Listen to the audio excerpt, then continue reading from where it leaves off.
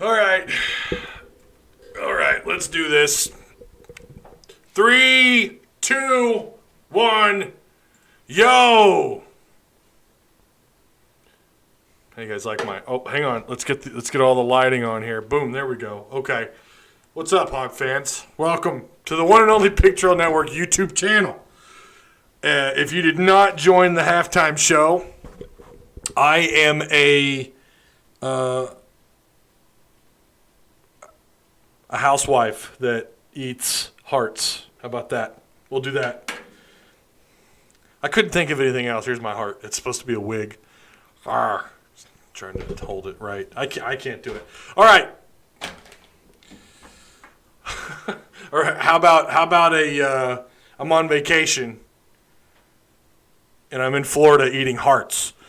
What an unexpected, not great performance by the Razorback defense tonight. Let me get this camera shifted here. Let's get that shifted. I did not expect A&M to do that well against Arkansas's defense. I did not expect Arkansas's defense to come out looking so flat. I did not expect that. Happy Halloween, by the way. This is for Halloween, for those of you that seem controlled.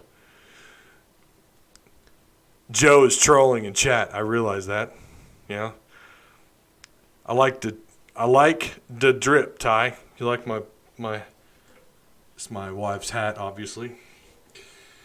And another wig that I thought about wearing, but I'm going to use that as my heart. And you can see I've got the blood smear. How about that? Did we suck as bad as I thought? Question marks, says Garrett Newman. I don't know. Did you not watch the game?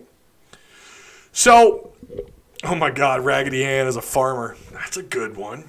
Happy Halloween. Yeah, that's right. Happy Halloween, everybody. Did not like the performance tonight by the defense. I really thought that there could have been I don't know. They weren't swarming to the ball like they were. The gaps in the defense and the coverage downfield just embarrassing. Over the middle. Wide open. Over the middle. Every snap. And, of course, I've already got A&M fans trying to troll on Twitter. I'll say this. They are the worst fans I've ever interacted with on social media. They are the worst fans. Georgia, after beating Arkansas pretty good, their fans were, hey, great job, whatever. You're always going to have your trolls. But I don't know what it is about A&M. I swear to God, they could do better in a track meet and think they're on top of the Razorbacks on everything. And I mean, look, they've had Arkansas's number. Obviously, Arkansas's ever since these guys have joined the conference. The losing streak continues. That's what's so disappointing. That was very, very. It's just I don't know. We know that there have been at least 2 or 3 years Arkansas should have won this game, and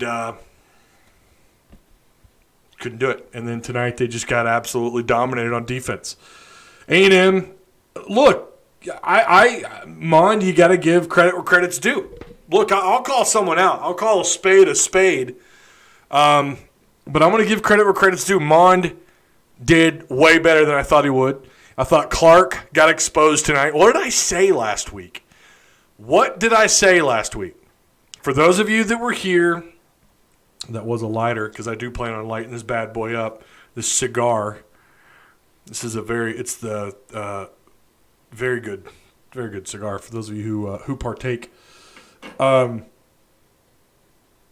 got exposed. Middle of the field got exposed. I would say the middle of the field got exposed more than anything. Okay. Do me a favor, like the video, share the content if you would. I apologize for the dumbass A&M fans. We real fans, and B, you've been awesome. You really have. I really do appreciate that. But I am going to say this. As long as I've been making content, I have never, and look, this is not me complaining. It is what it is. It's social media, right? I mean, you expect, Hawk fans can be pretty terrible, okay? And I'm saying that as a Hawk fan. On social media, Hawk fans could be absolutely bad. All fans can be, but for whatever reason, A&M fans, I don't get it. They just love kicking the crap out of the Hogs on social media. Maybe some Hog fans need it. Maybe they deserve it. But for whatever reason, they come at me pretty hard. Some of my most vicious videos are when I've talked about Texas A&M. basketball, football. I've had so many of those comments that were just taken down because of YouTube. I don't take them down. In fact, I usually go through my filtered comment section and allow. Like, I don't care. I've got pretty thick skin. But A&M fans, I cannot figure it out. You would think they would have, if the program is so great, then what are they doing coming onto this YouTube channel and coming after me? Like, you just beat the shit out of the Hogs. You know, like, what? Don't you have something better to do? Like, I don't know. I'm going to go grab a beer here in a second. I don't mind it. It does not bother me. It's just, I find it pretty humorous, though. And look, some of the burns are pretty good. Some of the burns are actually really good. Clark got 8 all night, yeah. Ty had too much Kool-Aid during the game. I did? Oh, you're talking about the blood on the face. Okay, I was like, wait. I was pretty skeptical. Occasional gamer, A&M had a balanced attack, and our defense hadn't faced one of those yet, and that is true. Said that in our Discord. This is the most balanced offense you're going to play all year, and it's one of the best defenses you're going to play the rest of the year. Tennessee's still salty. Don't forget about Tennessee. Burks got some good catches. Burks did look good. So did Rakeem Boyd. Is the case settled now with some of you guys who think that Treylon should be the starter? Has the case been settled? Not that he had a terrible night, but Rakeem Boyd is what I meant to say. Did I say Burks? I'm sorry. I'm all kinds of distracted here. Rakeem Boyd is clearly the better back of the two. Should be the guy. We have to keep something in mind, and this is the positive. This is the overwhelming positive. You're talking about a defense. A&M's front seven, probably one of the better front sevens in the league, give up only about 73 to 75 yards a game on the ground. Rakeem Boyd had 18 carries for 100 yards, nearly 6 yards per carry. Now, Treylon did have more yards per carry, but he only had 5 carries. Rakeem Boyd with that last touchdown, that was big too, by the way, for him. You know, that's a confidence booster. That's the light at the end of the tunnel. You got your ground game going against one of the best run defenses in the SEC. Felipe Franks had almost 240 yards through the air. Guys, you move the ball. I am in a conversation with a friend of mine on Marco Polo who said he thought the play calling was just not very good tonight. I don't completely disagree, but I do think overall the offense was not completely the problem tonight. Arkansas's defense looked like they maybe needed a couple more bye weeks to get prepared for this game. I cannot understand what on earth, this is not, A&M is not an offense that's capable of racking up 42, 44 points a game. That's not what they are. We're going to beat you playing sound defense and running the football with Spiller and Ian Smith. We're going to find ways to beat you, and then Kellen Mond is going to, rip up your secondary for 250, 260 yards like what he did tonight. That's how they beat you. This is not an elite offense, and yet they walked out onto the field. Kellen Mond did no wrong. 21 of 26 for 260 and 3 touchdowns. 10 yards per completion. The other thing, too, Arkansas starting behind the line as much as they did tonight was just, I don't know how many times they faced 3rd and long. It was just ridiculous. I'm sorry, but this offense is not, you're just not there yet. Even with Felipe Franks' leadership, even with the talent that you have at the skill positions, minus Trey Knox. Trey Knox, by the way, I don't think he even registered. Tyson Morris registered a catch tonight. Blake Kern registered 2. Trey Knox, nothing. And he did play. I don't know if you guys noticed. He was on the field. No idea what the hell's going on with Knox. It's just absurd. I don't know. It is what it is. No takeaways tonight for Arkansas. No giveaways, although Felipe probably should have thrown at least a pick tonight. A.J. Reed, bless his heart, had to kick 3 field goal attempts tonight. I think that's the most all year, if I remember correctly. I might be wrong. But he was 1 of 3. I think he's automatic inside 44 yards. I think he's automatic. Anything beyond that, though. He was 4 for 4 on extra points tonight. Reed Bauer punted the ball only 3 times for 130 yards, averaging 43 yards per punt. We could go on and on about this defense just getting absolutely shell-shocked by Kellen Mond. At the end of the day, his leadership, his know-how, his experience ripped Arkansas secondary. I don't know. I cannot for the life of me figure out why these guys decided that blitzing, bringing 4 and 5, trying to bring pressure, and Mond It's like Mon would probably smile at that. You're not going to get to me. And they didn't. Arkansas can pressure teams. They can't sack them. They haven't been a good sack pressure defense, sack defense in like 4 years. They are one of the worst defenses at sacking the quarterback. They are, and they are this year too. They're terrible. A lot of that has to do with who do you have at DN that's shined this year? Coach has had some moments. I know Mathew Hestand playing with a club on his hand. Dorian Gerald's been banged up, but he did play tonight. But even still, I'm not impressed with their inability to they have to dial up blitz packages in order to get that kind of pressure on Mon tonight. Now that wasn't the case against Mississippi State, and you saw how they handled Ole Miss. But at the end of the day, I would have backed off. I would have probably approached this kind of like how they approached both Ole Miss and Mississippi State. Bring 3, maybe 4, come after the quarterback. Keeping about 6, 7 guys, probably 6 in the box, and dropping everyone else back into coverage. Watching the middle of the field, and they just wouldn't.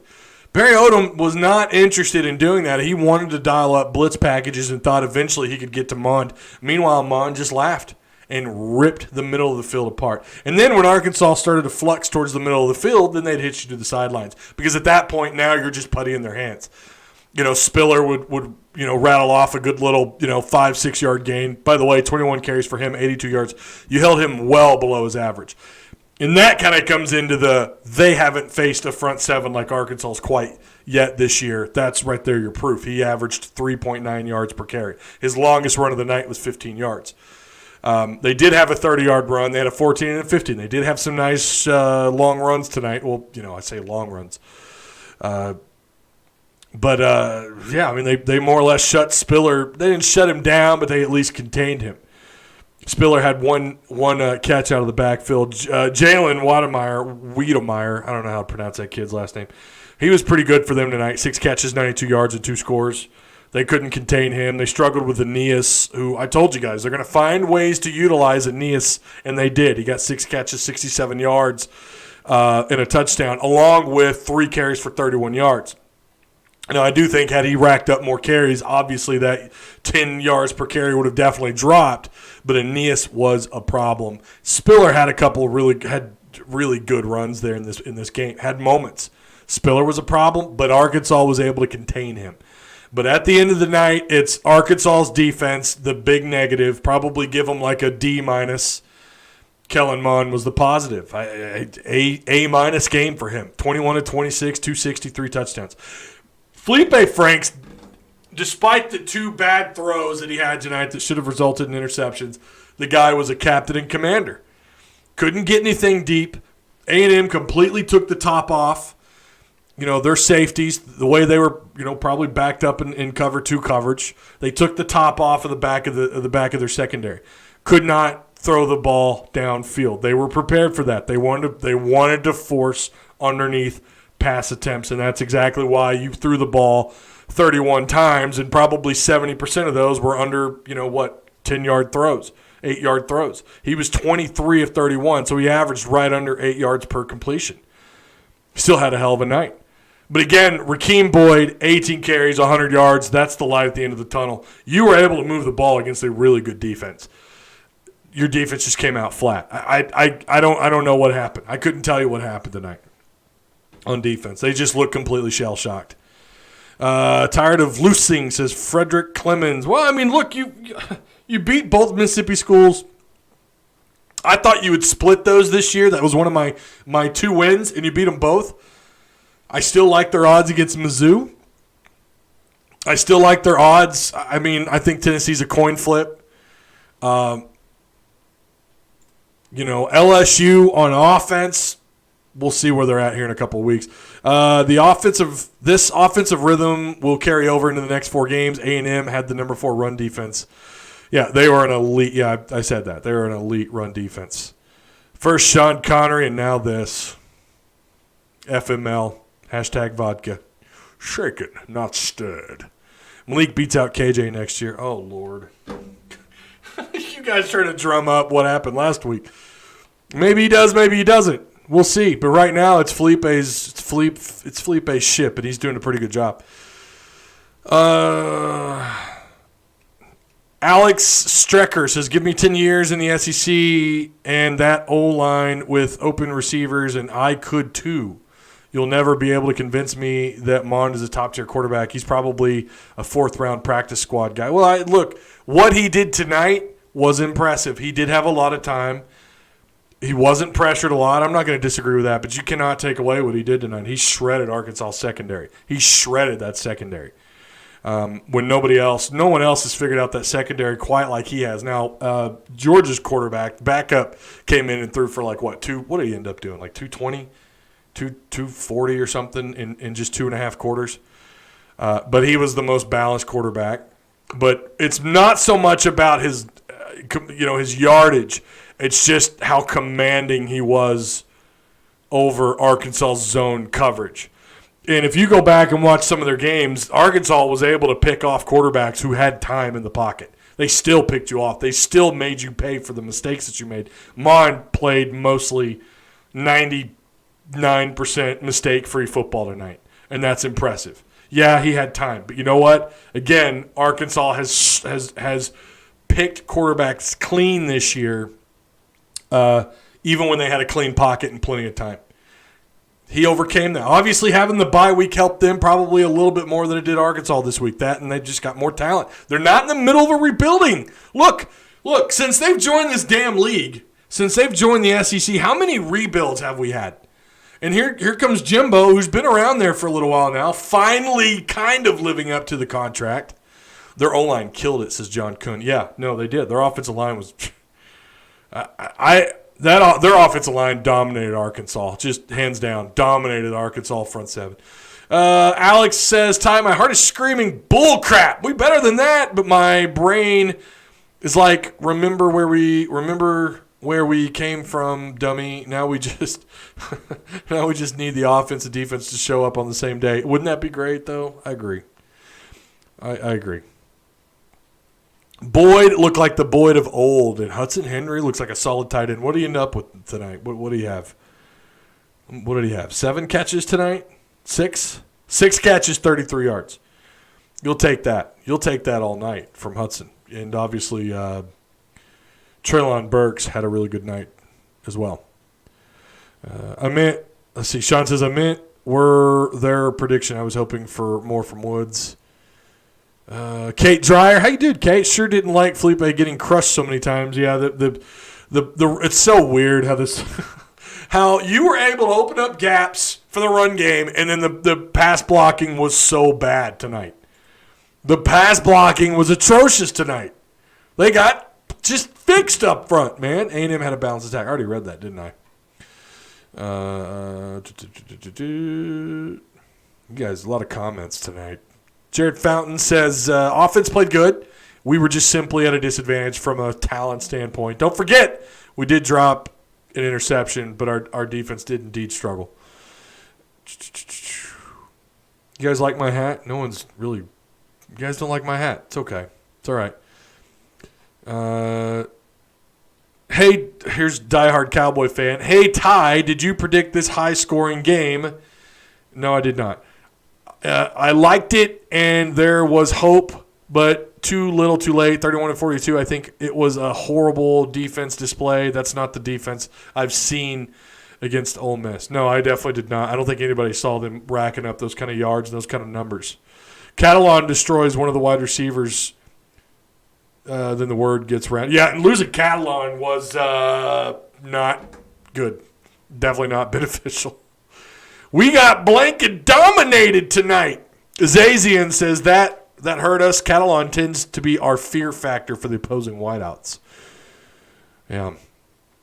Thomas Nunley says, I'll give credit where credit is due. A&M played a heck of a game. However, the blatant non-calls on holding, I mean, they hit him with what? Was there 1 holding, 2 holding calls tonight? I do think there were a couple other times it was just a little absurd.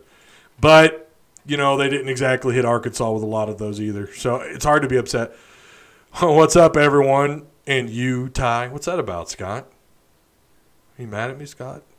Absolutely no pressure on quarterback all day to throw. Wide receivers, wide open. Can't stop the run. Can't stop them on 3rd down. Yeah, I know. Tell me about it. Let's go to their team stats. So part of the biggest issue was, their third down efficiency up until the fourth quarter was, they were 7 of their first 8 on third down. That's really good third down efficiency. 7 of 11 on the night. Arkansas was 3 of 11. No turnovers. Penalties tonight. Arkansas had 5 for 51. A&M 9 for 100. Arkansas with 222 yards on the ground. A&M with $182. I think it's safe to say that if you're really concerned about this defense, it probably starts up front with the run defense. It probably starts up front. You actually outgained A&M in total yardage, 461 to 442. Again, Kellen Mond, and these guys had similar numbers. 23 of 31 for Franks, 239, 3 touchdowns. Kellen Mond, 21 of 26, 260, and 3 touchdowns. Boyd outgained Spiller, and Burks was the leading receiver in the game. 7 catches, 117 yards, 2 touchdowns. So there's light at the end of the tunnel when you can have that kind of production on offense against a really good defense. Ty, what's your thoughts on going back to Jerry's World instead of having a home against A&M? I don't like it. I get why they did it. I just don't like it. I don't like it. I don't understand. I do not understand how they can get the home game, and Arkansas is stuck with going back to the house that Jones built. It's a recruiting disadvantage. For those of you who don't know, you can't host recruits off campus. You can't host recruits there. I like the fact that you play there because it is a recruiting pool. It's nice to go to the state of Texas. It's nice to play where you recruit. You guys know where I stand on that. I'm taking this off. Taking this off. Hang on. Ugh. I can breathe. Holy cow. There we go. I just look like I got into like I ate a big bowl of spaghetti. I don't understand that. I don't understand, and I know that this was an Arkansas thing, not Texas A&M. This sounded like Hunter Yurachek and Jerry Jones keeping him happy, keeping the donors happy. Maybe it's Little Rock. I don't know. I can't understand it. I do not understand why you won't bring that game to Fayetteville. Obviously, Fayetteville's going to need it. How many home games do you have next year? What, like 2 in SEC play? Are you kidding me with that? What the hell? It is. Maybe they can change. Well, no, I don't think they can. And it's disgusting. To me, it just sucks. You're playing 2 conference games in Fayetteville next year. What's the case been the last couple of years in Fayetteville? Someone explain that to me. I have no idea if this cigar will light because I left it outside. I'm gonna light this on live stream. I don't give a damn. Shut me down, YouTube. See if I care.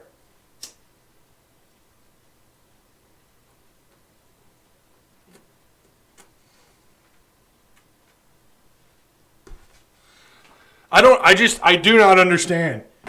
I don't understand how you can't bring this game to Fayetteville. I don't get it. Someone is going to have to explain that to me.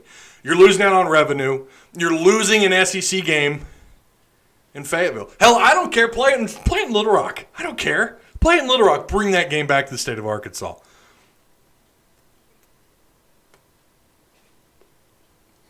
All because Jerry Jones is our top supporter. Got to keep him happy. And I understand that. I think it's BS. Let's be honest. Jerry's World is a home game for A&M. It's cool when it first happened, but we need to bring this game to Fayetteville. I agree. Ty, do you think Poole will be back next year since this is a free year? Well, he's a junior. Bumper Poole's a junior, so he will be back. I can hear the good, the bad, and the ugly theme right now.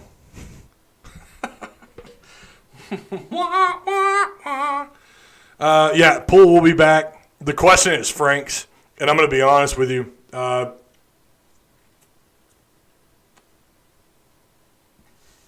don't know if they're going to get Frank's back next year. So I reached out to some media folks whom I am friends with One telling me that he is for sure gone. He thinks that, the pros, that he's got a shot, and the other saying they have no idea. I truly do not know. I don't know. And that to me is that's what worries me the most if you're looking forward at the quarterback spot, the uncertainty behind Felipe Franks. Wondering if the shine wore off on the D. That's a good point, Kate. That's a real good point. Or do we we got too high off Ole Miss? That's a good point. Thanks, Ty. I thought he was a senior. Nope, he's a junior. He will be back. Now, who knows? Who knows? This guy could have a hell of a season. I mean, he's good grief. Will there be a loss of recruits for those returning? Will there be a loss of recruits for those returning? I don't know. I don't know how they're going to handle that with scholarships. I'm not really sure. Let's get Franks back next year and get him to quit double cocking. It'll help his draft stock and help us, but we will lose either KJ or Hornsby if that happens. Yeah, if he comes back, you just might as well face it. You're gonna lose. You're probably gonna lose one of the two. I don't know. A&M only allowed 76 rushing yards coming into the game. We hung 222. Sean, you're late to the. You're not paying attention. I sat here and bragged about that, buddy. Come on now, pay attention. I'm kidding. I love Franks, but Malik's track speed could take this offense to another level. Hey Ty, what's up, Mrs. Growlove? How you doing? I hope you're doing well. I think the game would be closer if we had Jalen Cattle on. That's a huge part of the defense. I'm going to say this on that penalty. I had people that thought that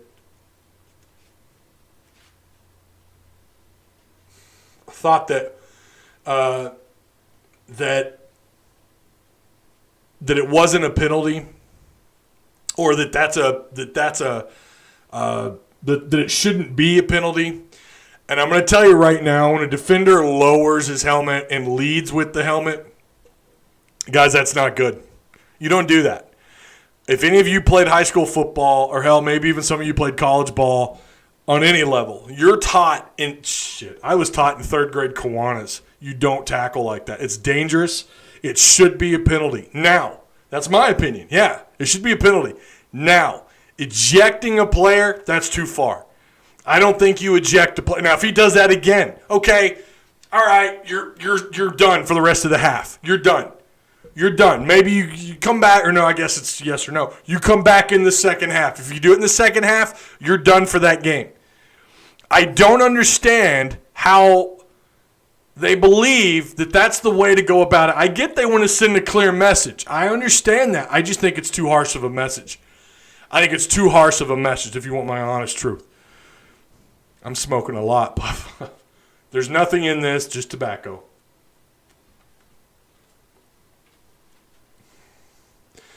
A&M spiked the dang ball in the end zone. Yeah. The missed field goals would have helped the momentum. I don't agree with that, or disagree with that, Ashton. You're not wrong. With the momentum, because it would have been 20-28 going into the half instead of 14-28. Well, yeah. At least Aggies got hit for it. Yeah, they did. They got hit, yeah. And their guy, I forgot who it was, he's going to have to sit out in the first half next week. Who do they play? Is it South Carolina? Who do they have next week? First quarter ejection is complete bullshit, says Celtics for life. I get third or fourth quarter, but first quarter ejection is just way too far. I agree. And look, again, it's just stupid. It's stupid to lead with your helmet. That is dangerous. That is absolutely dangerous. You just can't do that. They play South Carolina. Okay, that's right, South Carolina. South Carolina is capable of upsetting anybody. They did it last year. They beat Georgia. Did tonight bring you to smoking? No. I'll enjoy an occasional cigar every now and then. Ty, you've been breathing hard this entire time. Watching this game must have been a hard workout for you, says Sean H. Okay.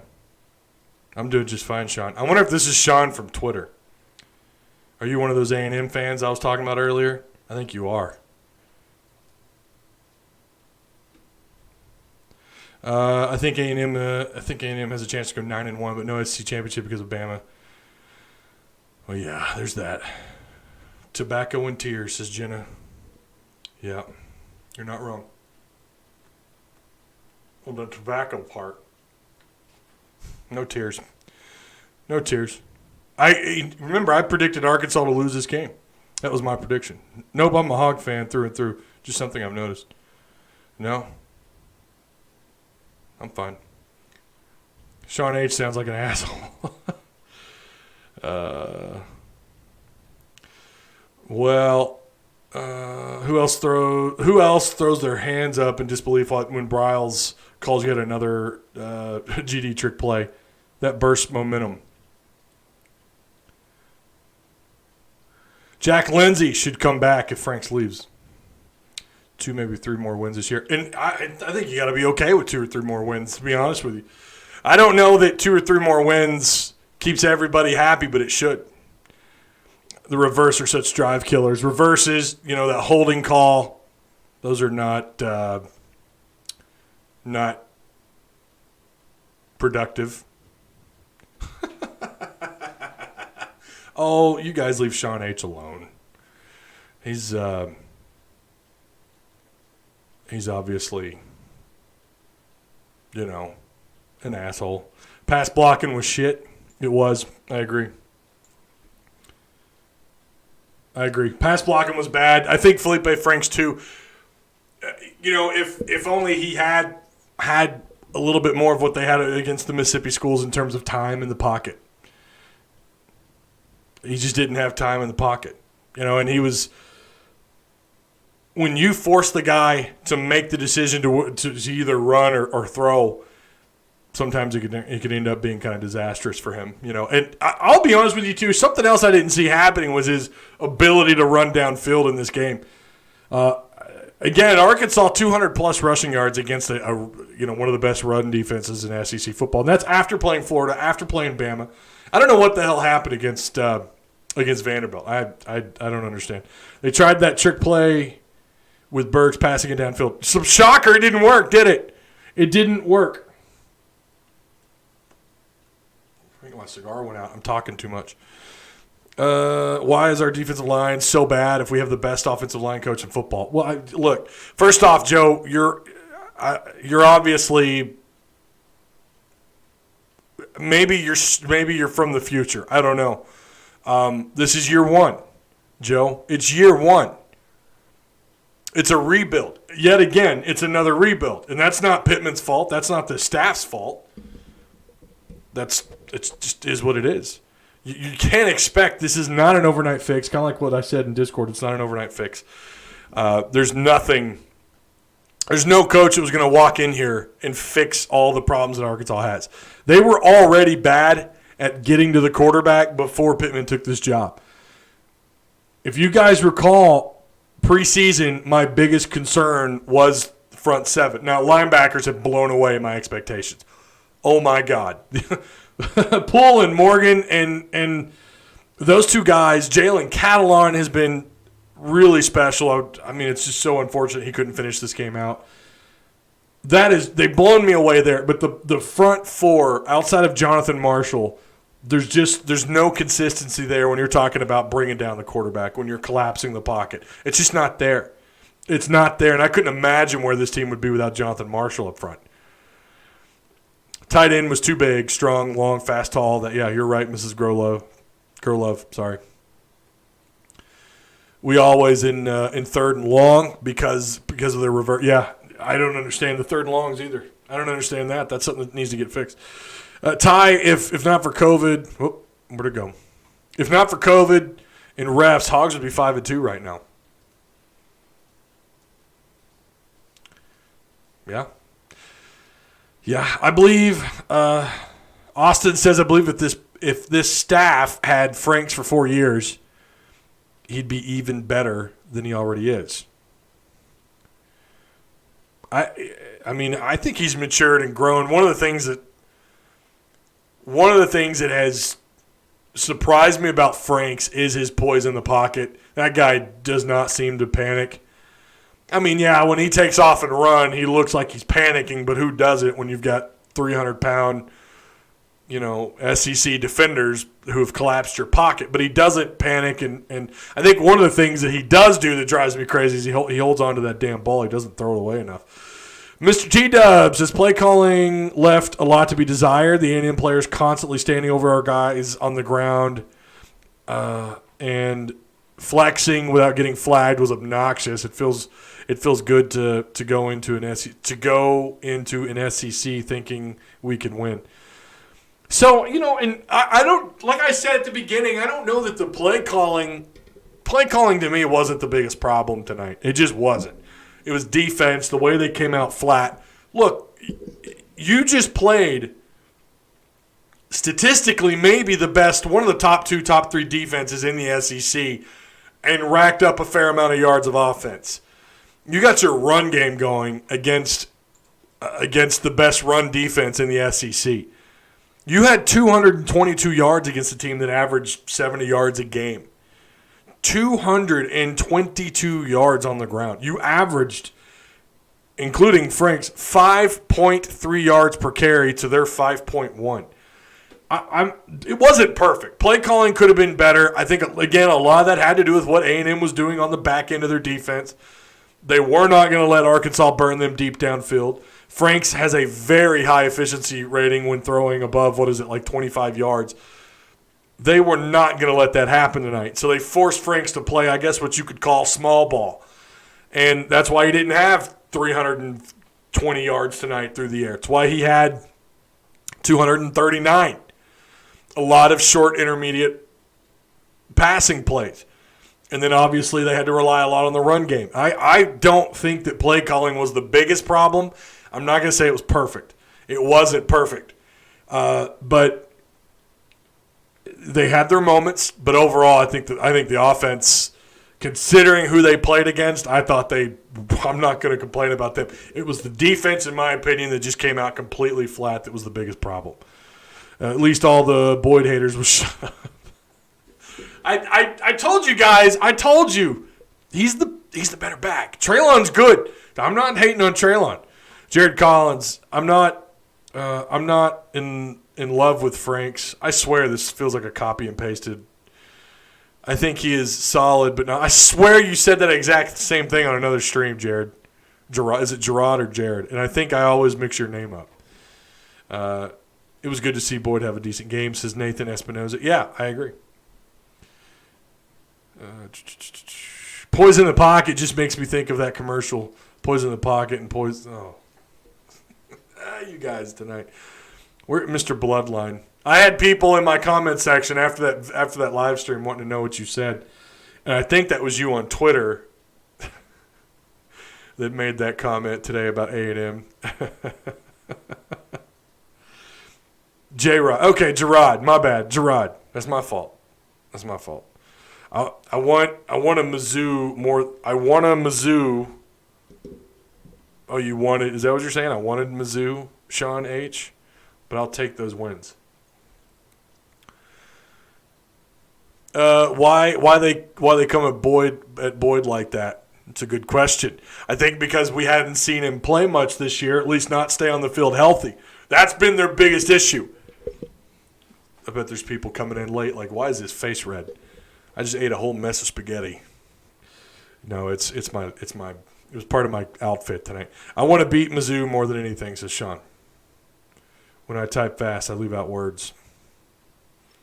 You guys watch The Office? You remember that? What was the guy's name that worked in accounting? I always forget his name.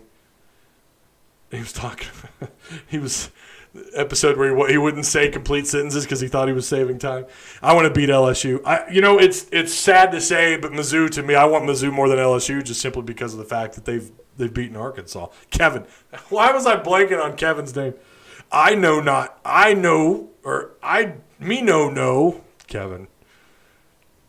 Kevin was an underrated character on The Office. I want to beat Tennessee. Let's not forget that Rakeem passed 2,000 yards at Arkansas tonight. Great running back.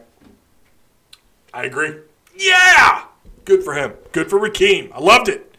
Yeah, Missouri always beats us too somehow. That's got to end this year. I'm sorry, but I want. That's the thing that I want from here on out is for Sam Pittman to dominate that nerd in Mizzou. That Drinkowitz, I want him to dominate Drinkowitz. Don't get me wrong, I want him to do great things at Arkansas, but just about as much I want him to just manhandle Mizzou and Drinkowitz. Kevin is the best character in the office. Changed my mind. His laugh. Auburn destroyed LSU today. LSU's defense, you guys, is so bad.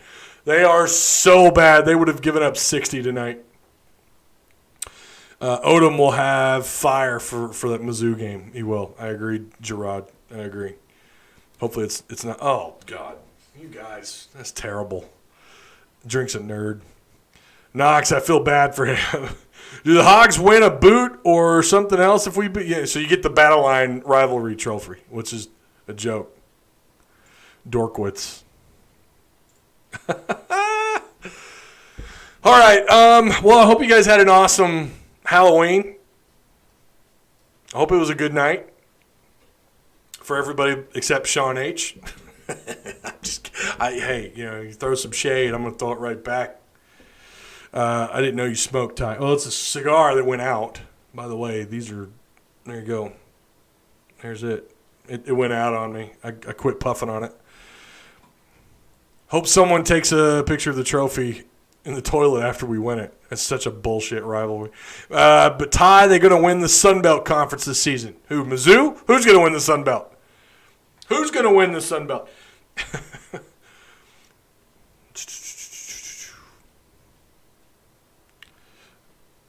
Oh, I didn't mean to throw shade. Oh, well. It seemed like it, Sean. All right, so I hope you guys, again, I hope you had a great night other than Arkansas losing. I know that was tough. Hopefully they bounce back next week.